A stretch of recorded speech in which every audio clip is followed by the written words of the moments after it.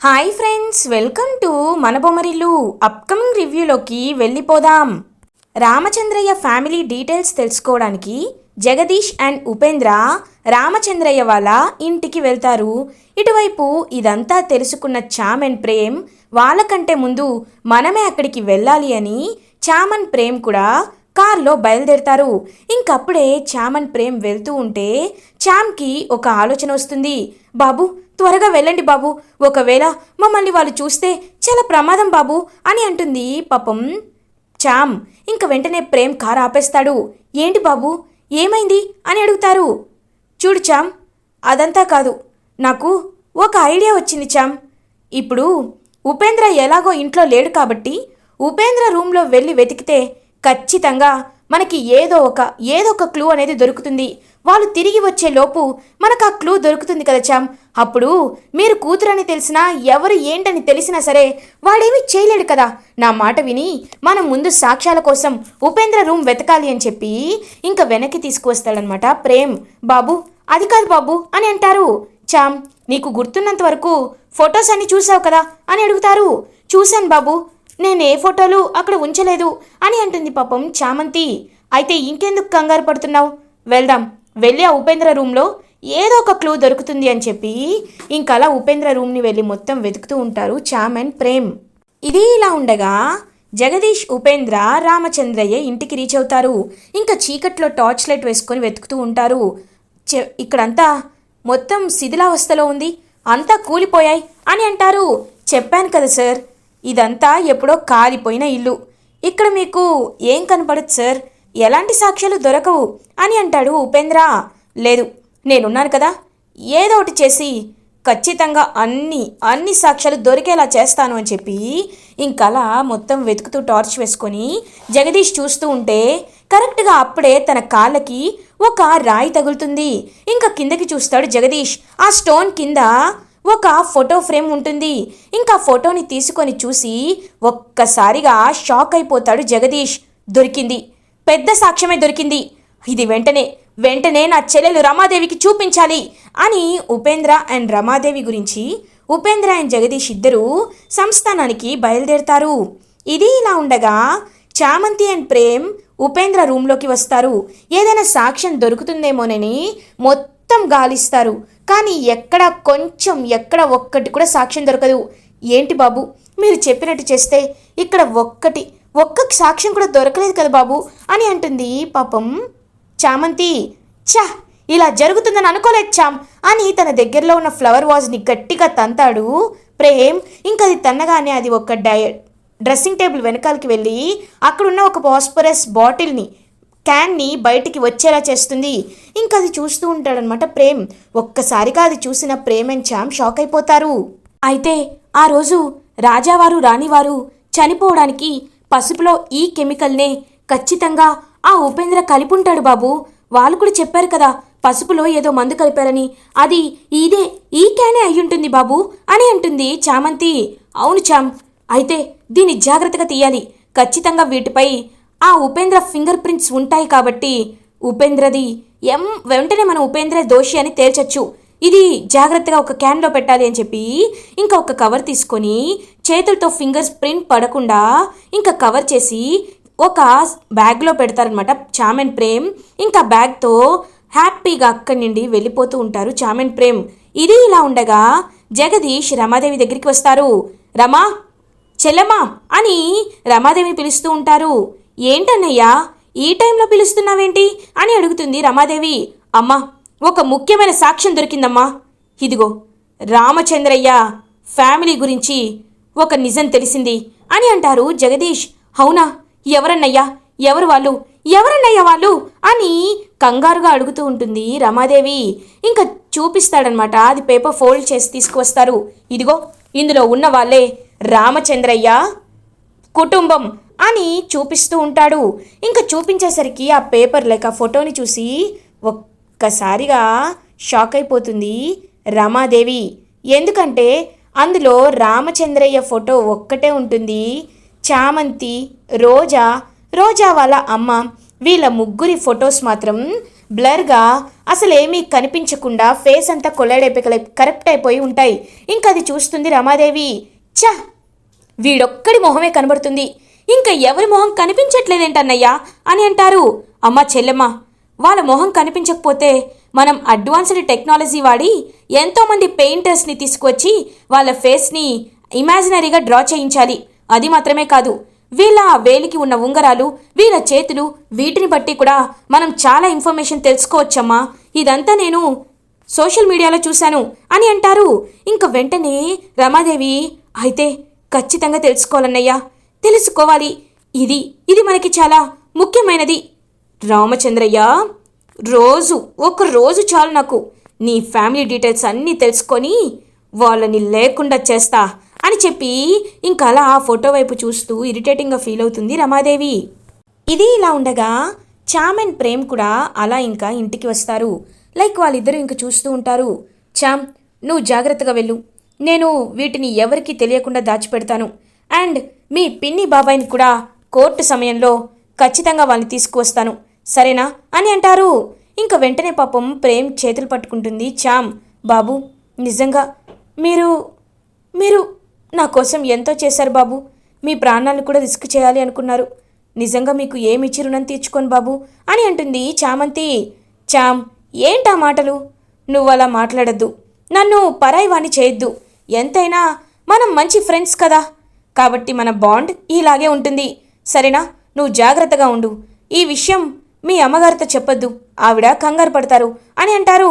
సరే బాబు, మీరు కూడా జాగ్రత్తగా వెళ్ళండి అని చెప్పి అక్కడి నుండి వెళ్ళిపోతుంది చామ్. పాపం చామ్ వైపే చూస్తూ ఉంటాడనమాట ప్రేమ్. ఇంకా అలా చామ్ అయితే ఇంటికి వెళ్ళి వాళ్ళ అమ్మతో పాపం మాట్లాడుతూ ఉంటుంది. అమ్మ, మనం ఇంక భయపడాల్సిన అవసరం లేదు, నాన్న ఖచ్చితంగా బయటికి వస్తాడు, బలమైన సాక్ష్యమే మనకి తెలిసిందమ్మా, ఇంకా మనం కంగారు పడాల్సిన అవసరం లేదు అని పాపం చామ్ అయితే ఓదారుస్తూ ఉంటుంది వాళ్ళ అమ్మని. ఇది ఇలా ఉండగా రమాదేవి, జగదీష్ ఇంటికి రీచ్ అవుతారు. రోజా హుటాహుటిన వాళ్ళ వైపు చూస్తూ ఉంటుంది. ఇంకా ఈ హర్షవర్ధన్ వీళ్ళు కూడా, రమా, నిన్నంటూ వెళ్ళారు, ఇవాళ వచ్చారు, ఎక్కడికి వెళ్ళావు రమా అని అడుగుతారు హర్షవర్ధన్. ఇంకా హాల్లో చంద్రిక, ప్రేమ్ వీళ్ళందరూ కూడా ఉంటారు. ప్రేమ్ కూడా దొంగతనంగా వెనకాల డోర్ నుండి వచ్చేసి అక్కడ నించొని ఉంటాడు. ఇంకా ప్రేమ్ కూడా చూస్తూ ఉంటాడు. ఏంటి అడుగుతుంటేవి చెప్పవేంటమ్మా అని అంటారు హర్షవర్ధన్ వాళ్ళ అమ్మ. అంటే ఏం లేదత్తయ్యా, ముఖ్యమైన ఫ్రెండ్స్ని కలవడానికి నేను, అన్నయ్య అలా అవుట్స్కట్స్కి వెళ్ళొచ్చాం అంతే అని రమాదేవి కవర్ చేసేస్తుంది. అమ్మో, వీళ్ళిలా కవర్ చేస్తున్నారు, కానీ నాకెందుకో నా గురించి తెలిసిపోయిందేమో అనిపిస్తుంది అని చుట్టూ చూస్తుంది. ఇంకా రమాదేవి చేతిలో ఒక పేపర్ అయితే ఉంటుంది. ఇంకా పేపర్ని ఫోటోని చూస్తూ ఉంటుంది రోజా. ఇదేంటి, ఏదో ఫోటోతో వచ్చారు అని చూస్తూ ఉంటారు. అన్నయ్య, ఈ ఫోటో గురించి ఏం చేయాలో తెలుసు కదా, అడ్వాన్స్డ్ టెక్నీషియన్స్ అందరినీ పిలిపించండి, ఈ ఫోటోలో ఉన్న ఫేసులు ఖచ్చితంగా మనకు కావాలి అని చెప్పి ఆ ఫోటో వైపు చూస్తూ ఉంటుందన్నమాట రమాదేవి. ఇంకా వెనకాల నుండి దాక్కొని చూస్తుంది రోజా.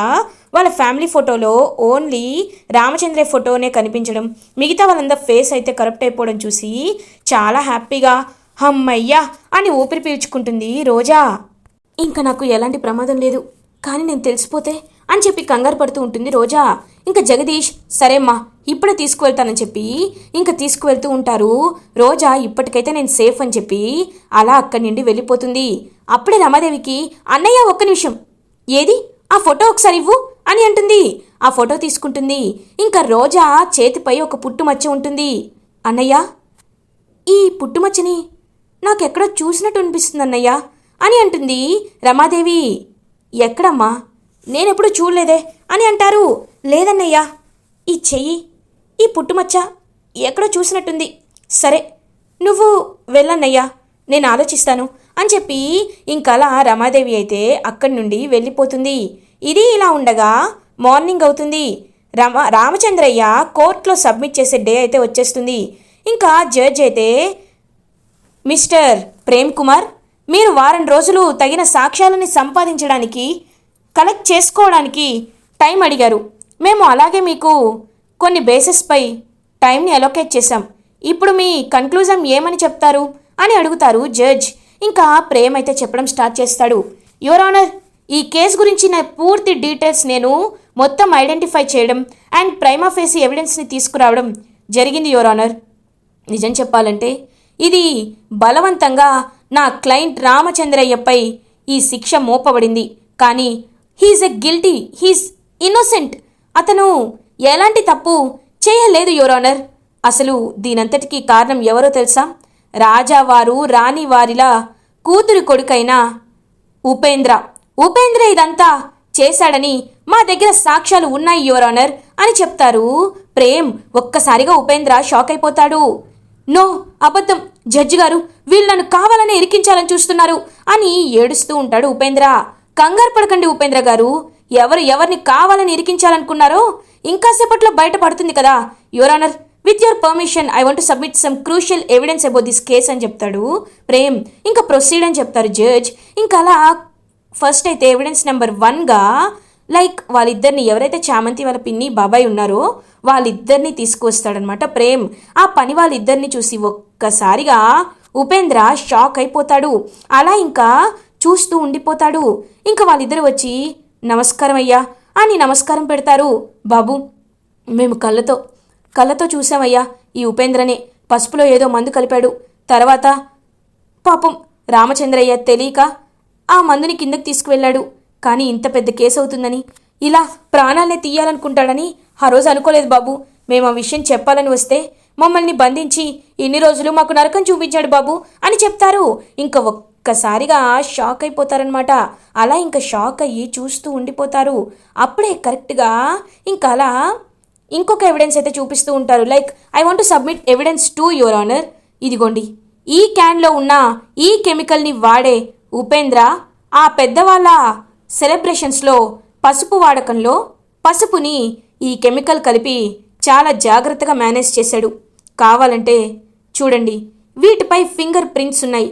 అవి ఉపేంద్ర ఫింగర్ ప్రింట్స్తో మ్యాచ్ అయ్యాయి అని మేము క్లియర్గా రుజువు చేస్తున్నాం. కావాలంటే మీరు రిపోర్ట్స్ని పరిశీలించండి యువర్ ఆనర్ అని ప్రేమ్ ఇంకా అవి కూడా చూపిస్తాడు. క్యాన్ని కూడా చూపిస్తాడు. ఇంకా క్యాన్పై క్లియర్గా ఉపేంద్ర ఫింగర్ ప్రింట్స్ ఉన్నాయని చెప్పి అలా ఇంకా ఫారెన్సిక్ వాళ్ళు కూడా కన్ఫర్మ్ చేస్తారు.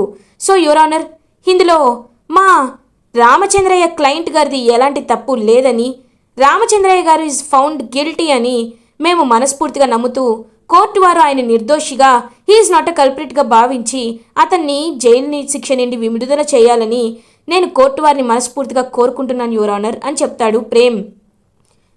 పబ్లిక్ ప్రాసిక్యూటర్ గారు, దీన్ని అపోజ్ చేస్తూ మీ దగ్గర సాక్ష్యాలు ఏమైనా ఉన్నాయా అని అడుగుతారు జడ్జ్. లేవు యువర్ ఆనర్ అని చెప్తారు పబ్లిక్ ప్రాసిక్యూటర్.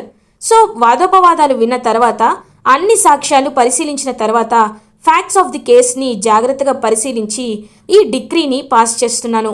సో హత్య చేసింది రాజావారు రాణివారిని చంపింది ఉపేంద్ర అని బలమైన సాక్ష్యాలన్నీ తీసుకువచ్చిన కారణాన ఉపేంద్రకి యావజ్జీవ కారాగార శిక్ష జైలు పడుతున్నది విధిస్తున్నాము. ఎలాంటి తప్పు చేయని రామచంద్రయ్యకి కోర్టు పోలీస్ శాఖ తరపున క్షమాపణలు అడుగుతూ రామచంద్రయ్యని నిర్దోషిగా విడుదల చేస్తున్నాము అని చెప్తారు. ఇంకా ఒక్కసారిగా చాలా హ్యాపీగా ఫీల్ అవుతారు రామచంద్రయ్య. ఇంకందరూ అలా ఎంతో హ్యాపీగా అంతా పనులన్నీ చేసుకుంటూ ఎంతో హ్యాపీగా ఇంకా రామచంద్ర అయితే పరిగెత్తుకుంటూ చామంతి దగ్గరికి వస్తారు. బిడ్డ చామంతి అని చెప్పి చామంతిని హక్ చేసుకుంటారు. నాన్న అని చెప్పి పాపం చామంతి కూడా చాలా ప్రేమగా చూస్తూ ఉంటుంది. బిడ్డ, నన్ను కాపాడడానికి నువ్వు చాలా చాలా ప్రయత్నాలు చేసావు బిడ్డ. నాకు చాలా సంతోషంగా ఉంది బిడ్డ. నీలాంటి కూతురు పుట్టినందుకు నాకు చాలా సంతోషంగా ఉంది బిడ్డ అని చెప్పి పాపం ప్రాణంగా చూస్తూ ఉంటారనమాట. అలా ఇంకా రామచంద్రయ్య చామంతిని, నాన్న నిన్ను కాపాడుకోకపోతే ఎందుకు నాన్న, రా నాన్న, నీకోసం అమ్మ ఎదురు చూస్తూ ఉంటుంది అని పాపం వెనక్కి వెళ్లే ముందు మళ్ళీ తిరిగి ప్రేమ్ని చూస్తుంది. బాబు అని ప్రేమ్ కాలుపై పడిపోతూ ఉంటుంది. ఎందుకు నన్ను ఇలా పెద్దవాడిని చేస్తున్నావు? నువ్వు నన్ను పెద్దవాడిని చేయొద్దు, నేను ఎప్పటికీ నీకు ఒక ఫ్రెండ్గా కాపాడుతూనే ఉంటాను అని చెప్పి అలా పాపం ప్రేమ్ అయితే హ్యాపీగా ఇంకా కోర్ట్ ప్రొసీడింగ్స్ అంతా అయిపోయాక ఇంటికి రీచ్ అవుతాడు. కరెక్ట్గా అప్పుడే ఇంకా అలా రామచంద్రయ్య వాళ్ళ కూతురు ఎవరో తెలుసుకోవడానికి ఈ రమాదేవి ఆలోచిస్తూ ఉంటుంది. ఇంకా వెంటనే అప్పుడే అక్కడికి రోజా వస్తుంది. ఇంకా రోజా, అరుణ్ ఎక్కడికి వెళ్తున్నావు? మనం అలా సరదాగా బయటికి వెళ్దామా అని అడుగుతుంది. రోజా, ఈ మాట నువ్వు ఎప్పుడెప్పుడు అడుగుతావానని ఎప్పటి నిండో ఎదురు చూస్తున్నాను. ఇప్పటికడిగావు అని చెప్పి ఇద్దరు బయటికి వెళ్ళబోతుంటే ఇంకప్పుడే రమాదేవి ఆగు రోజా అని అంటారు. ఇంక రోజా ఆగిపోతుంది. ఏంటత్తయ్య గారు అని అడుగుతారు. ఏం లేదు, వెళ్ళే ముందు టీ తాగి వెళ్ళండి, ఆల్రెడీ ప్రిపేర్ చేసే ఉంది కదా అని అంటుంది రమాదేవి. సరే అత్తయ్య గారు, నేనే తీసుకొస్తాను అని చెప్పి కిచెన్లోకి వెళ్ళి ఇంకా టీ తీసుకొని వస్తుంది. అలా అప్పుడే తన చెయ్యి చూస్తుందనమాట రమాదేవి. క్లియర్గా ఆ ఫోటోలో ఎక్కడైతే హ్యాండ్పై పుట్టుమచ్చ ఉంటుందో అక్కడే రోజాకు కూడా ఉంటుంది. అప్పుడే ఇంకా జగదీష్ కూడా తీసుకువచ్చి చూసేసరికి ఇంకా ఆ ఫోటో అయితే చూపిస్తూ ఉంటాడు అందరి ముందు. రమా, ఇన్ని రోజులు మనం మోసపోయిన చెల్లెమ్మ, రాజావారు రాణివారి గారా మనవరాలని చెప్పుకుంటూ తిరుగుతుంది ఈ రోజా. కానీ ఈ రోజా వాళ్ళ మనవరాలే కాదే కాదు, ఆ పనివాడు రామచంద్రయ్య కన్న కూతురే ఈ రోజా అని చెప్పి ఫోటోని చూపిస్తాడు జగదీష్. ఇంకా చేతిపై ఉన్న పుట్టుమచ్చని కూడా కన్ఫర్మ్ చేసుకొని ఒక్కసారిగా కోపంగా చూస్తూ ఉంటుందన్నమాట రమాదేవి రోజా వైపు. రోజా ఒక్కసారిగా షాక్ అయిపోతుంది. అత్తయ్య, ఇదంతా ఏదో ఫేక్లా ఉందత్తయ్య, నేను ఆయన కూతురేంటి అని దబాయించడానికి ట్రై చేస్తుంది. రమాదేవి రోజా చెంపపై ఒక్కటి కొడుతుంది. ఏంటి నాటకాలు వేస్తున్నావేంటి? అయితే ఈ పుట్టుమచ్చ అబద్ధం చెప్తుందా? అబద్ధం చెప్తుందా? నువ్వు ఆ పనివాడి కూతురువేనని నాకు అర్థమైంది. ఇంకా ఈ రమాదేవి ఇంట్లో నీకు ఉండే అవకాశమే లేదు, పోవే బయటికి. ఆ రోజే ఎప్పుడైతే నువ్వు ఆ రాజమణిహారాన్ని నకిలీగా చేశావో అప్పుడే అర్థమైపోయింది ఇలాంటి చీప్ ఆలోచనలు నీకే వస్తాయని. కాబట్టి నీకు నా ఇంట్లో ఉండే అర్హత లేదు, పో బయటికి అని మెడపట్టుకుంటుంది రమాదేవి. అత్తయ్య, నా మాట వినండి అని అంటారు. మోమ్, ఎందుకు మోమ్ తను అపార్థం చేసుకుంటున్నావు? నువ్వు చూసింది ఒకవేళ నిజంగా ఫేకేమో మోమ్ అని అంటాడు అరుణ్. నాన్న అరుణ్, నీకేమీ తెలీదు, నువ్వు ఊరుకో. పని మనిషిరా ఇది, దీని నువ్వు నీ స్థాయికి ఇది కావాలా? వద్దు, నేనున్నాను కదా అని చెప్పి ఇంకలా గట్టిగా రోజా మెడ పట్టుకొని బయటికి గెంటేస్తుంది. ఇంకలా తనైతే రోజాని రోజా రోడ్డుపై పడుతుంది. ఇంకా ఏదైతే తను పాపాలు చేసిందో రోజా ఇంకా అవన్నీ గుర్తుకు వస్తూ రోడ్డుపై ఎండలో తిరుగుతూ ఉంటుంది. అలా ఇంకా రోజా తిరుగుతూ ఉంటే ఇటువైపు చామ్ వాళ్ళు మాత్రం హ్యాపీగా వాళ్ళు సెలబ్రేట్ చేసుకుంటూ ఉంటారు. రమాదేవి గురించి ఆలోచించకుండా రామచంద్రయ్య బయటికి వచ్చినందుకు చామంతి వాళ్ళ ఫ్యామిలీ హ్యాపీగా ఉంటారు. ఇటువైపు తల్లిదండ్రులను మోసం చేసి ఇంకా అలా పాపాలు చేసినందుకు రోడ్డుపై ఎండలో అలా ఇంకా అటు ఇటు దిక్కు లేకుండా తిరుగుతూ ఉంటుంది రోజా.